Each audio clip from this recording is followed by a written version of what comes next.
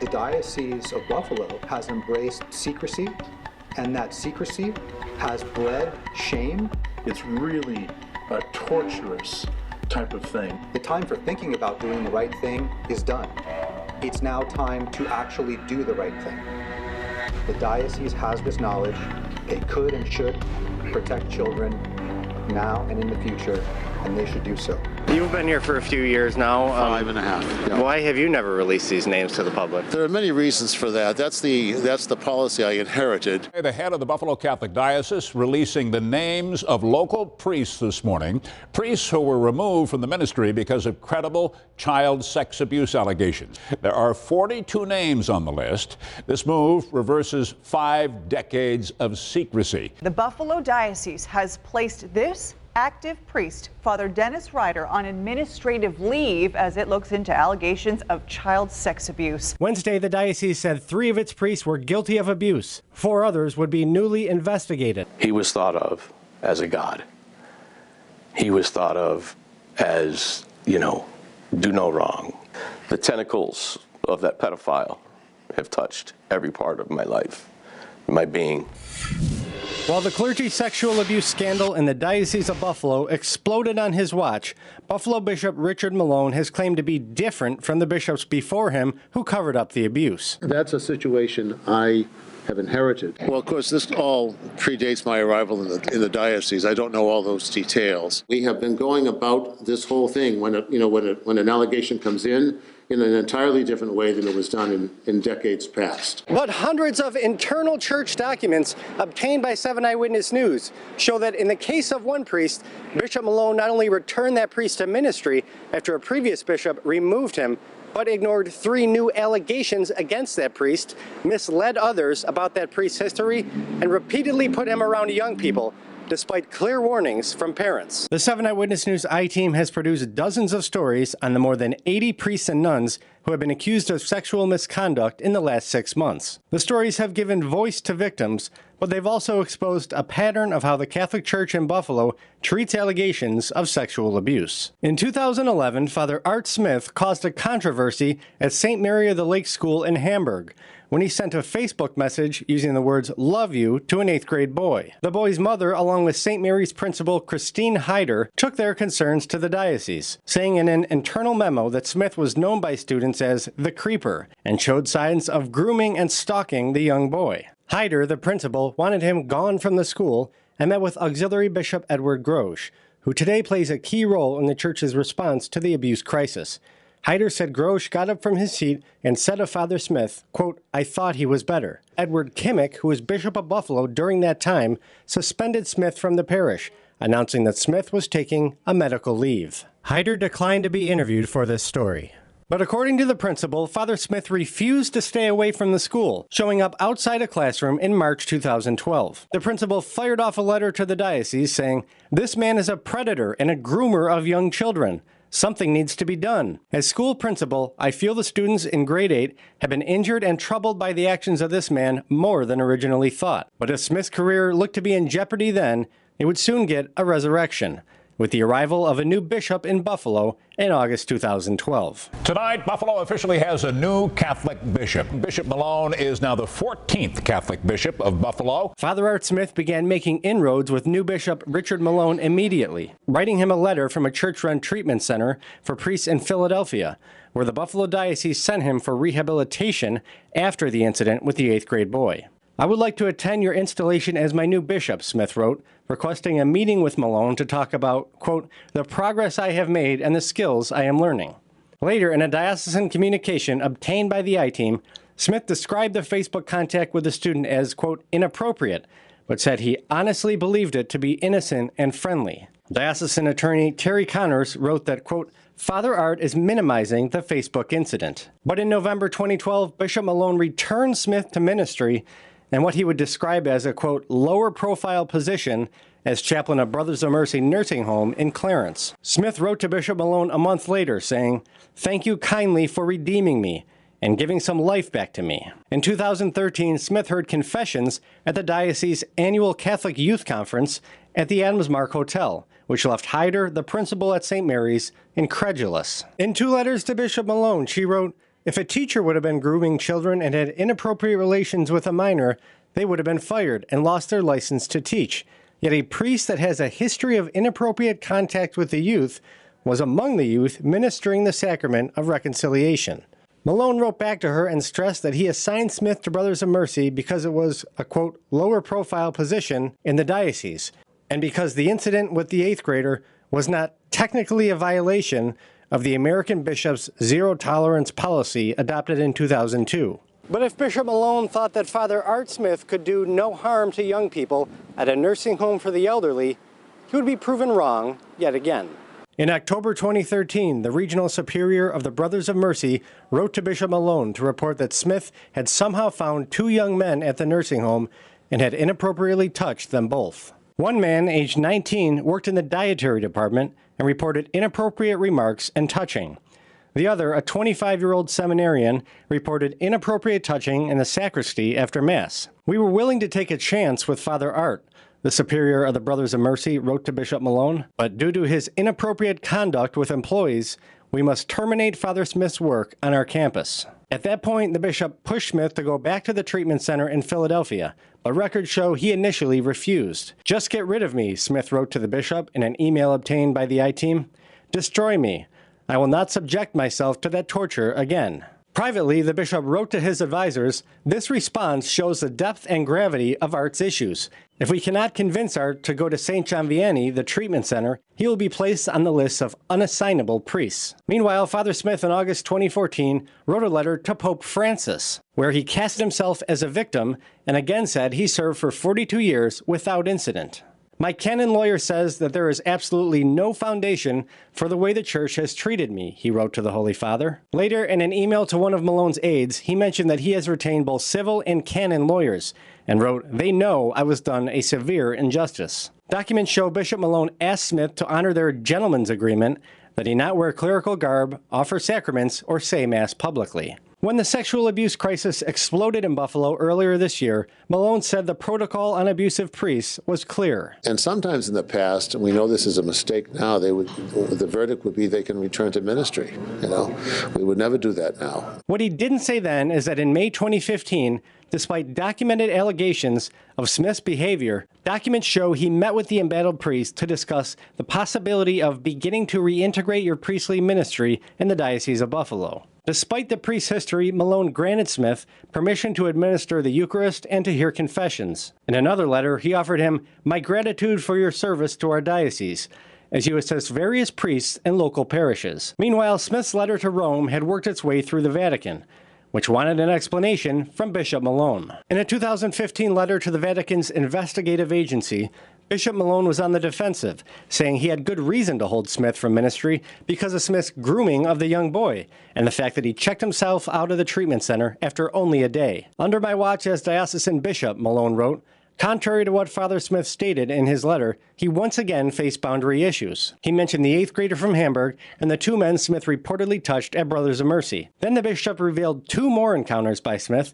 that were never made public. A 2004 incident at a city parish where Father Art seemed to groom a seminarian to get his affection. And a 2013 incident at Millard Fillmore Suburban Hospital, in which a 30-year-old male patient complained that Smith was caressing his forearm. Of the 2004 incident, the bishop wrote, "One night the seminarian recounted an incident where Father Art came to his room, came into his bed, and began to touch his genitalia. Then, after telling the Vatican why Father Smith appeared to be so dangerous, Bishop Malone inexplicably ended the letter by saying, 'On the basis of his cooperation in regard to regular counseling, I have granted Father Smith faculties to function as a priest in the Diocese of Buffalo.'" Despite what he said to the Vatican about Smith's long history, just 2 months earlier, Bishop Malone wrote Smith a glowing letter of recommendation to the Apostleship of the Sea cruise service, endorsing Smith to be a chaplain aboard a cruise. The bishop made no mention of Smith's history in writing, quote, "He is a person of good moral character and reputation. I know nothing which would in any way limit or disqualify him from this ministry.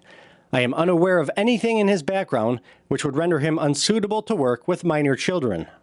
Bishop Malone then wrote the same letter of recommendation the following year. Last year, after 5 years of tumult that included 3 new allegations of sexual misconduct, Bishop Malone granted Father Art Smith his wish of returning to a parish. Diocesan records show the bishop assigned Smith to Blessed Mother Teresa Parish in Depew, where he lives to this day, even after being suspended last month when yet another allegation of sexual misconduct was reported to the diocese and substantiated. We've learned that officials on a cruise ship this summer arranged for Father Smith to be removed from that ship when they read our news stories about Smith's recent suspension. But back home in the Diocese of Buffalo, Smith's bedroom is located next door to an old Catholic elementary school, which now houses a preschool. It's directly across the street from the Depew-Lancaster Boys and Girls Club. I have a deep respect for the virtues of piety and obedience. Kyle is a devout, faithful Catholic from Buffalo, which is why it almost pains him to tell the story of Father Robert Yetter, the longtime pastor of St. Mary's in Swarmville, who 5 years ago offered Kyle what was supposed to be a helping hand. This was my first opportunity to be able to really ask him some deep questions about the faith so that I could get some answers for what I was searching for. It was 2013, and Kyle was 25 when Father Yetter took him to see a movie at the Walden Galleria. We were like lightly laughing about something that was, mildly funny, and then he just kind of finished the laughter with ha ha ha, and then just slaps his hand right here. My first reaction was to freeze. Now I'm this 25-year-old straight guy and never really been in this situation, and I knew if my own dad did that, I wouldn't be okay with it. Kyle says Yetter kept his hand on his inner thigh for 30 to 45 seconds. I went from, freeze to fight, and I snapped. I said, "Would you stop touching me?" And he freaked out. He was like, "Whoa, oh, I'm sorry." I was just disgusted and confused about why this was my first interaction with a priest outside of a parish, ever. Instead of turning away from his faith, Kyle turned to it, becoming a leader in young adult ministry. After becoming a member of a faith community, Kyle in April of last year finally found the strength to come forward. You have to report this. You have a duty as long as you have the fortitude to do so, because you might not be the only one. Kyle wasn't the only person to come forward to report sexual advances by Father Yetter to the Diocese of Buffalo. 2 other young men also told the diocese that they witnessed similar experiences with the priest. But hundreds of internal church records obtained by 7 Eyewitness News show that Bishop Malone and those who work for him allowed Yetter to remain a pastor at a large parish with little consequences for his actions. They also took steps to withhold this information from the public. Victim number 2 was the second young man to alleged misconduct by Father Yetter. He's too embarrassed to give his name, and we're withholding that name and also Kyle's last name to protect their privacy. He said he was 19 when Yetter offered to help him through a challenging time. They had dinner and wine at the St. Mary's Rectory before Yetter, according to the official complaint submitted to the diocese, reached over, hugged him, and started kissing him on the neck, chin, and cheek. Church records show the victim reported the priest tried to kiss him again while using his hand to grab his pants zipper and genital area. Another time, Yetter allegedly took him to a casino, offered him alcohol, and started kissing his neck, then pushed him onto a chair before he was able to get away. The victim said 2 of his other friends had similar experiences with the priest. The diocese does not appear to have tracked them down. In both cases, the diocese called Yetter in for a meeting with Auxiliary Bishop Edward Grosch, Bishop Malone's point man for the abuse crisis. So Bishop Grosch, my auxiliary bishop, meets regularly with priests who are unassignable for various reasons. According to internal memos, Yetter admitted to the touching in the movie theater, but said he didn't remember the incident in the casino. Grosch's solution was to give Yetter a lecture on sexual harassment using this chart. Memos show he referred Yetter for counseling and in both cases reviewed the file with Lawler Quinlan, who along with Terry Connors does legal work for the church. Soon after the allegations, records show the cases were considered closed. As for punishment, Yetter in September 2017 wrote to Grosch to say he planned to travel to Haiti on a mission trip as part of my penance. And in case the diocese had any thoughts about removing him, Yetter ended the letter with a veiled threat. Any pastoral changes at St. Mary's would be sensitive, I think, as parish is number 2 in the diocese for contributions to Upon This Rock, the diocesan capital campaign, 2nd or 3rd in assessments, or the annual tax parishes pay to the diocese, and 7th in fundraising for Catholic charities. By the first day of 2018, Father Yetter was planning the terms of his own retirement, including a trip to Venice, Italy. He told Bishop Malone he planned to serve as pastor until November of this year. The bishop heaped praise on the twice-accused priest. Allow me to take this opportunity to express my sentiments of gratitude and appreciation for your years of faithful and effective ministry, Malone wrote. Since you are a priest forever, I am certain that God's people will continue to enjoy your pastoral care as you minister to them when and where you are able in your retirement years. But the very next month, another complaint was sent to the diocese, written by a third victim, this one anonymous. It does not appear the diocese was able to identify the victim, but 1 month later, the abuse crisis in the Diocese of Buffalo exploded. Sources tell 7 Eyewitness News that diocesan leaders considered Father Yetter for inclusion on the diocese list of credibly accused priests, but the diocese removed him before releasing the final version in March, which did not sit well with Kyle. Knowing that Yetter was not on the list and seeing my own diocese that I have put in countless hours of service for in many different capacities, to be telling everybody that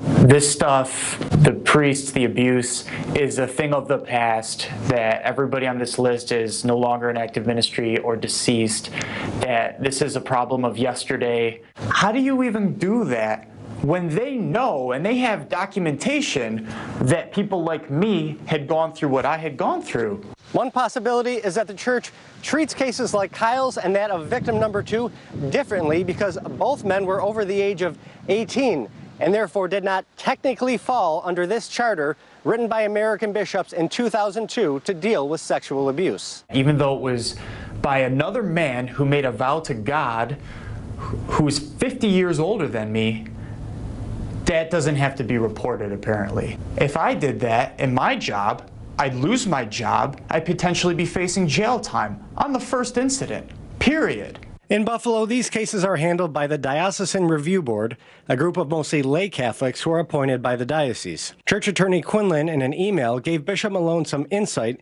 into why that board didn't give Yetter much of a punishment. He wrote, quote, "There was some concern that Father Yetter should not be treated more harshly than other priests who have been accused by adults of offensive or sexual contact." Memos show Bishop Malone went to see Father Yetter himself on June 3rd, celebrating Mass with the priest and mentioning the victim's concerns. He totally downplays any evil intent, the bishop wrote in an internal memo. He says his hand was on Kyle's thigh only momentarily. If that response bothered the bishop, he didn't give any indication in a follow-up letter 6 days later, when Malone wrote to the priest to thank him for his, quote, generous gift. The bishop told Yetter it was a joy to be with you, and wrote, "Be assured of my ongoing prayers and best wishes for you and your priestly ministry." That may explain why our email to the diocese on July 5th asking whether there were any allegations against Father Yetter sent the bishop and his staff scrambling. "This does not strike me as transparent," I wrote to the diocesan spokesman. "A cover-up of adult sexual misconduct is still a cover-up. In the interest of transparency, can you please clear this up?" Publicly, the diocese gave no response. But privately, Bishop Malone replied, "We have no obligation to report to Specht or anyone else on adult misconduct allegations." He then wrote to Bishop Gross, "Please call Bob to alert him to this inquiry. Specht may well call Bob about this, so he should be prepared. And remind him that we still want him to go for an assessment." The assessment refers to an evaluation the bishop ordered Father Yetter to undergo 10 months earlier. Sources say no one ever followed up on that directive until we sent our email. After the email, Bishop Gross wrote that it is imperative to get Father Yetter to Southdown as soon as possible, referring to the church-run treatment center in Canada, where the Buffalo Diocese for years has sent its accused priests for rehabilitation. In light of our questions, documents show Father Yetter moved up his retirement date to September 1st. And Kyle will once again be able to attend Mass at St. Mary's. He said he wasn't able to have his wedding at his childhood parish. Kyle met with Bishop Malone in June of this year and says the bishop told him that he was Father Yetter's only victim. But documents show at the time of that meeting, the diocese already had the complaints of victim number 2, as well as a third anonymous victim on file. They also show Bishop Malone was made aware of these complaints by a diocesan lawyer who gave him an update before that meeting. In that spirit, I asked Bishop Malone, "So you're saying that I was the only one?" And he said, "Yes, I've reviewed his case. You're the only one that's come forward." So knowing what I know now, and that that's not true, I can't see that any other way than that he lied to me. And it's not good for a bishop to break the 8th commandment. Bishop Malone, this bishop, directly contradicted himself. I passionately disagree with the way he's conducted himself. There is no credibility. That's why he needs to step aside.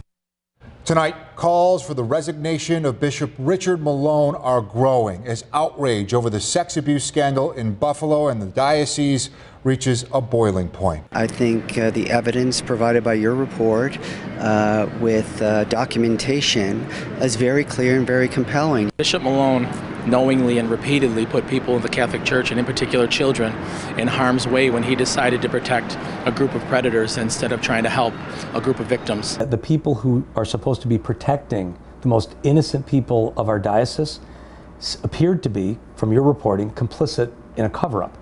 Not only historically, but ongoing. The Buffalo Catholic Diocese is bracing for a potential criminal investigation as the sex abuse scandal unfolds. Now, this all comes on the heels of a months-long I-Team investigation into the cover-up of sexual abuse allegations. Erie County District Attorney John Flynn says it's not so much a matter of if an investigation of the Diocese of Buffalo is opened, but when. I anticipate that there is going to be some form of investigation in the future with the Attorney General's office. No one was told. We could have done nothing about this until we read your reporting.